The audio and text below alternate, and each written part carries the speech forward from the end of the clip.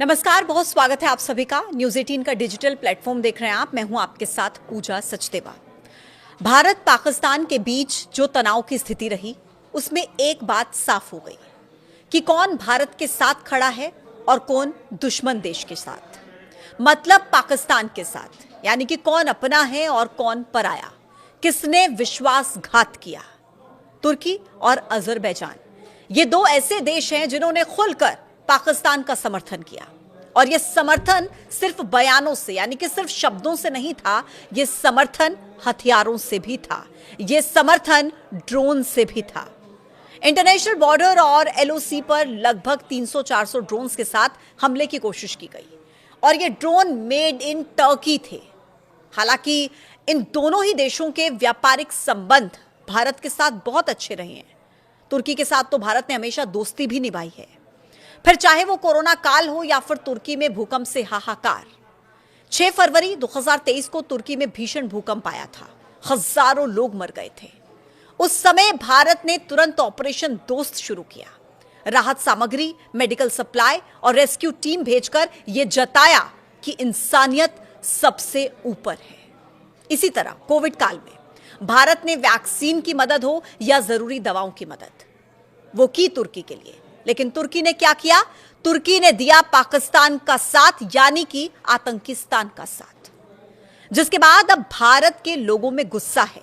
लोग टर्की और अजरबैजान का बायकॉट कर रहे हैं, जिसका खामियाजा तुर्की और अजरबैजान को भुगतना पड़ेगा।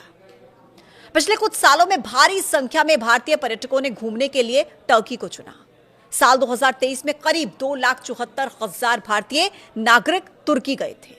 साल 2024 में तुर्की जाने वाले भारतीय पर्यटकों का यह आंकड़ा बढ़ गया और 3.5 लाख तक पहुंच गया, जिससे तुर्की को $291.6 मिलियन की आमदनी हुई, $291.6 मिलियन। अजरबैजान में साल 2023 में भारत से 1,17,302 से ज्यादा पर्यटक पहुंचे। साल 2022 से अगर इसका कंपैरिजन करें तो दोगुना था पर्यटकों का पहुंचने का सिलसिला। फिर साल 2024 में 2,43,000 भारतीयों ने इस देश का दौरा किया, इस देश में घूमने के लिए गए या अलग अलग पर्पज से वहां पर गए थे, जिससे इस देश को $308.6 मिलियन की आमदनी हुई, $308.6 मिलियन। लेकिन 2025 में तुर्की और अजरबैजान ने पाकिस्तान का समर्थन करके भारतीयों को अपने खिलाफ कर लिया है। भारत के नागरिकों में गुस्सा है और इसका सीधा असर दिखा है तुर्की और अजरबैजान जाने वाली फ्लाइट्स की बुकिंग में। लोग जमकर इन दोनों देशों की प्लान की गई अपनी यात्राओं को कैंसिल कर रहे हैं। ट्रैवल वेबसाइट मेक माई ट्रिप के हिसाब से इन दोनों ही देशों के लिए बुकिंग में करीब 60% की गिरावट आई है और कैंसिलेशंस भी बढ़ गए हैं। हालांकि आपको पता है कि तुर्की को अभी से इसका खतरा हो रहा है कि अगर भारत के लोगों ने बॉयकॉट किया तो बड़ा नुकसान हो जाएगा, अर्थव्यवस्था में बड़ा नुकसान हो जाएगा, आमदनी में बड़ा नुकसान हो जाएगा। और इसीलिए टर्की पर्यटन विभाग की तरफ से एक लेटर जारी किया गया। कहा कि भारत के पर्यटक जैसे पहले तुर्की आते थे अब भी वैसे ही आए, कुछ नहीं बदला है। हम आपके कंफर्ट का, आपकी सेफ्टी का पूरा ख्याल रखेंगे।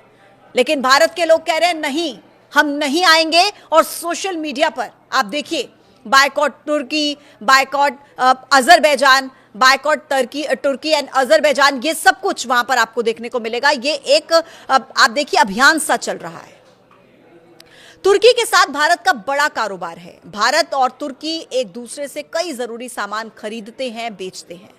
भारत के व्यापार आंकड़ों को अगर आप देखेंगे तो आपको यह पता चलेगा कि अप्रैल 2024 से फरवरी 2025 तक भारत ने तुर्की को $5.2 अरब, यानी कि करीब 45,000 करोड़ रुपए का सामान निर्यात किया है।